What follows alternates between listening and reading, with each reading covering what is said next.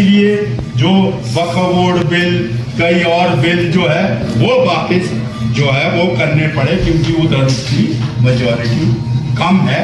परंतु नव उदारवाद की नीतियां वो ही तेजी से लागू कर रही है। इसलिए हमारे देश में बेरोजगारी 9.2% का दर हो गया। महंगाई जो है वो लगातार बढ़ रही है और जो हमारी सार्वजनिक सेवाएं वो जो है पूंजीपतियों को दे रही है, उनको कम कर रही है और पूरी तरफ जो हमारे देश के संसाधन है उसको उनके हाथ सौंपने के लिए जो है वो कानून ला रही है। इसलिए इनके खिलाफ जो लड़ाई है वो आने वाले दिनों में और तेजी होगी। क्यों? क्योंकि संकट बढ़ेगा, आर्थिक बोझ बढ़ेंगे और गरीबी बढ़ेगी, भुखमरी बढ़ेगी और सुविधाएं कम होगी, रोजगार जो पक्के खत्म हो जाएंगे और हमारी जो हालात है वो और बदतर होगी और लड़ाइयां जो है आने वाले समय में और तेज होगी। इसलिए हमें अपने संगठन को, पार्टी को मजबूत करने की जरूरत है, उसको व्यापक और बड़ा करने की जरूरत है और बड़े संघर्ष करने की जरूरत है। और जहां तक हिमाचल प्रदेश की सरकार की बात है, पिछले दो साल अब होने वाले हैं, ये सरकार भी उन्हीं आर्थिक नीतियों को, उन्हीं फ्लैगशिप कार्यक्रम को जो है लागू कर रहे हैं जो केंद्र सरकार के हैं। चाहे वो नई शिक्षा नीति है, चाहे वो बिजली के स्मार्ट मीटर है, चाहे वो पानी का निजीकरण है, चाहे वो दूसरी सुविधाओं को खत्म करने की बात है, वो ही कार्यक्रम। क्यों?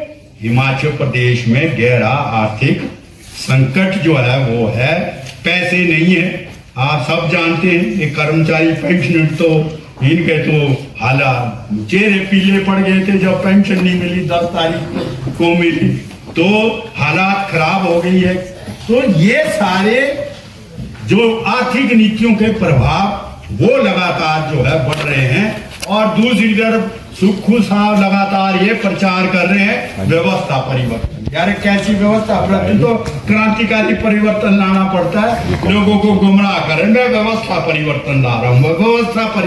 व्यवस्था परिवर्तन नहीं बल्कि जो सुविधाएं लोगों की थी उन सुविधाओं को भी धीरे धीरे खत्म किया जा रहा है। क्यों? क्योंकि हिमाचल प्रदेश जो राज्य बना था ये आर्थिक रूप से अपने आप में खड़ा नहीं हो सकता था। इसको केंद्र की सहायता के से ही, विशेष राज्य के दर से के आधार पर ही ये सारी सुविधाएं पैदा हुई थी। परंतु जो सरकारें कांग्रेस और भाजपा की रही, उन्होंने हिमाचल प्रदेश को आर्थिक रूप से मजबूत बनाने के लिए कदम नहीं उठाए, वही पैसा लेते रहे। नवे वित्त योग के बाद वो खत्म हो गया। अब जो है वो हालात खराब है। इस पर भी हमारी राज्य कमेटी ने चर्चा की है कि कॉन्फ्रेंस के बाद हम जो है एक बड़ा जो सेमिनार करेंगे जिसमें हम हिमाचल प्रदेश कैसे जो है आर्थिक रूप से स्वावलंबन की तरफ बढ़ सकता है उस काम को जो है करेंगे, ताकि हम एक वैकल्पिक कि आर्थिक विकल्प सीपीएम का क्या है, अगर हिमाचल को बचाना है, हिमाचल कैसे आगे बढ़ेगा, तो एक ब्लूप्रिंट जो है लेके हम आने वाले समय में ये राज्य सम्मेलन के बाद जो है करेंगे। तो इतना कहते हुए